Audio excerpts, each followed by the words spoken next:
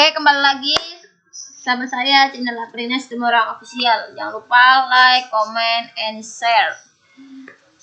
Oke, pertama-tama saya akan menjelaskan sebuah Python.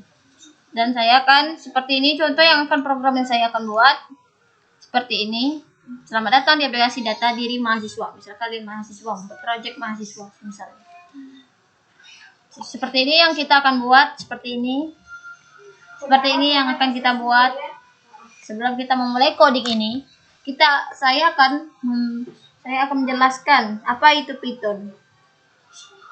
Karena sebelum kita mengerjakan ini, kita harus mengetahui dasar-dasar Python dan apa pengertian itu Python, siapa yang menemukan Python.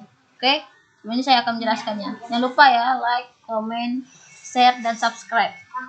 Oke, saya akan jelaskan dari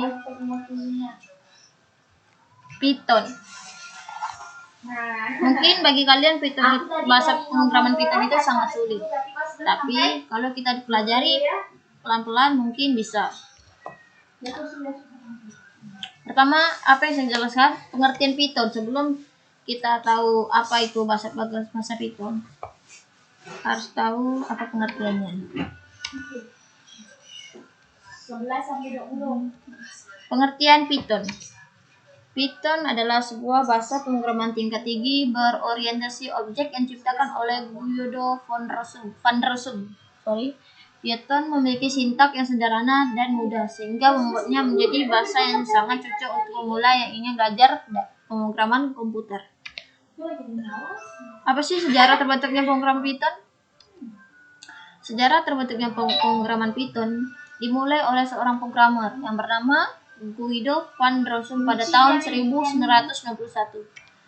Awalnya, Python dikembangkan sebagai salah satu respon van Rossum atas bahasa pemrograman ABC. Itu sebabnya dalam perjalanannya, bahasa pemrograman Python banyak dipengaruhi oleh bahasa pemrograman ABC tersebut.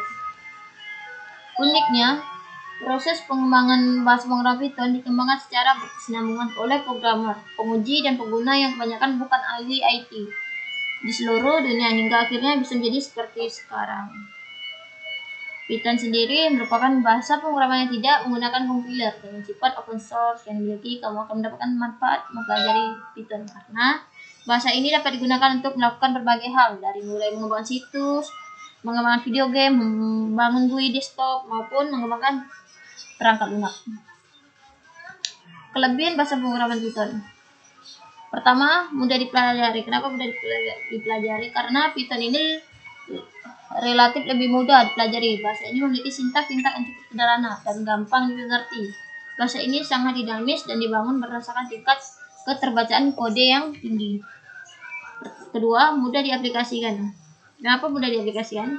Kelebihan lainnya dari bahasa pemrograman Python adalah kemudahannya dalam diaplikasikan dalam mengembangkan sebuah produk, baik itu situs, software, itu perangkat lunak ya. Software itu lunak sisinya, aplikasi situs maupun video game.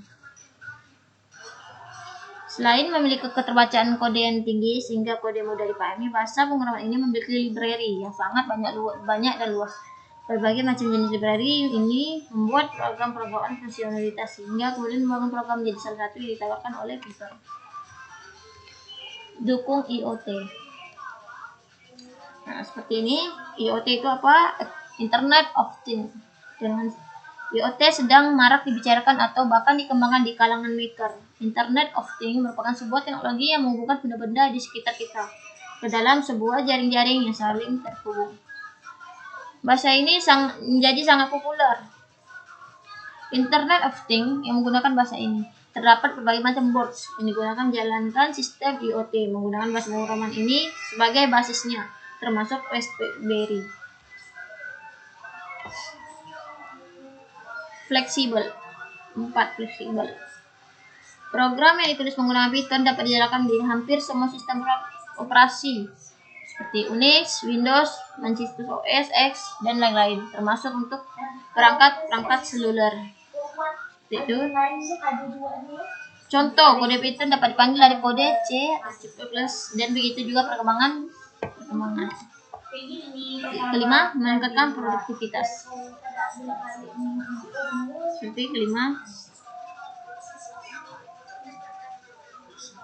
Dan ada juga kekurangan bahasa Python. Pertama, kurangnya dukungan multiprocessing itu adalah bagian penting dalam penyusunan aplikasi. Python memang mendukung multiprocessing, namun mungkin tidak sefleksibel atau senyaman bahasa lain. Itu sebabnya buku ini dapat sedikit membatasi kamu saat menulis kode. Kedua, lebih sedikit developers yang berpengalaman. Tiga, tidak ideal untuk memori intensive text. Python adalah bahasa yang dikenal dengan fleksibilitas tipe datanya. Hal ini membuatnya menghasilkan konsumsi memori yang cukup tinggi dan menjadi tidak nyaman digunakan untuk memori intensive text.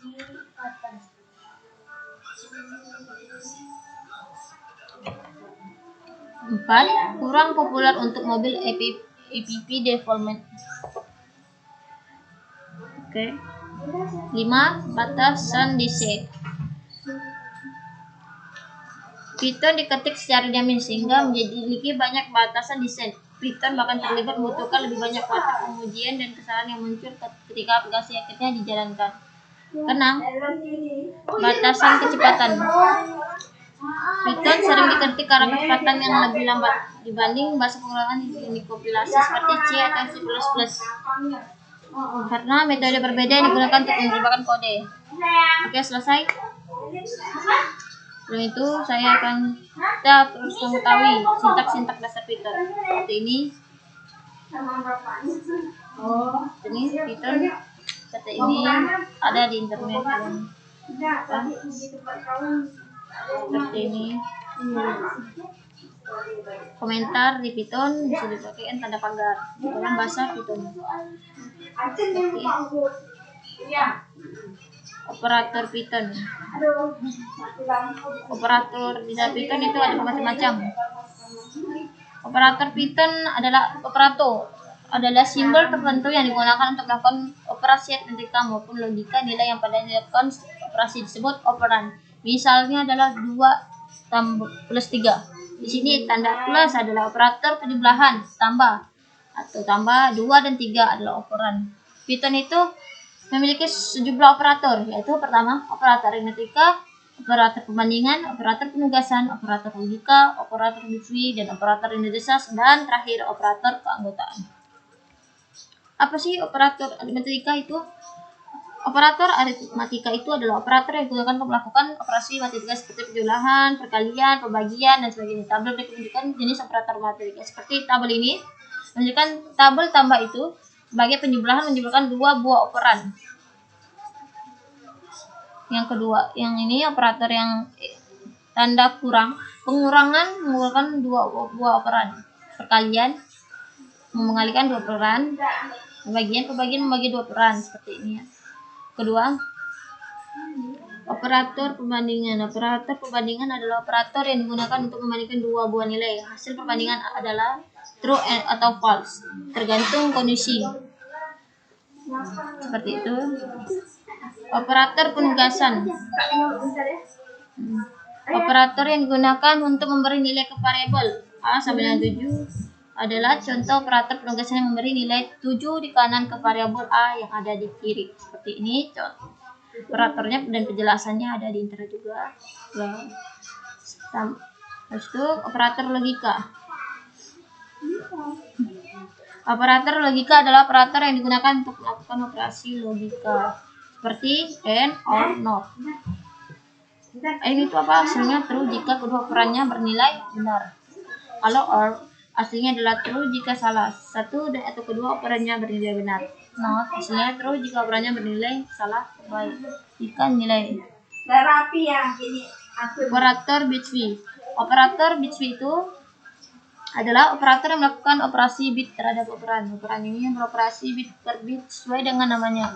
Sebagai misal angka dalam angka ya, seperti ini. Selanjutnya operator indesas, yaitu operator yang memeriksa apakah 2 buah nilai atau variabel berada pada lokasi memori yang sama, seperti operator is dan is not. Seperti itu. Sekarang saya akan melanjutkan sebuah project yang saya tadi tunjukkan seperti ini. Seperti yang ini. Pertama-tama saya akan bagaimana masuk Python. Kita memulai ya Pythonnya.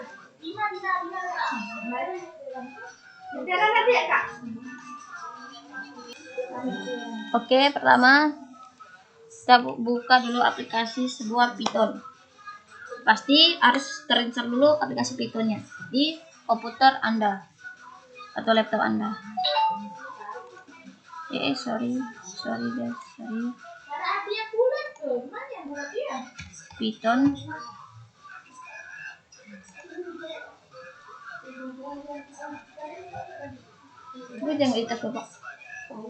Seperti ini. Pertama kita harus mengklik file. File. Kalau kita membuat sebuah file atau file baru, kita akan mengetik new files. Ketika Anda tidak mempunyai folder atau sudah menyimpan sebuah codingnya, kalian klik open.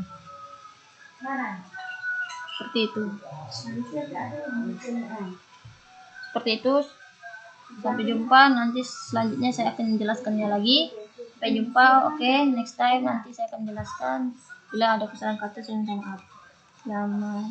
Terima kasih. Jangan lupa like, comment, subscribe ya di YouTubeku biar makin semangat dengan buat YouTube. Oke. Thank you.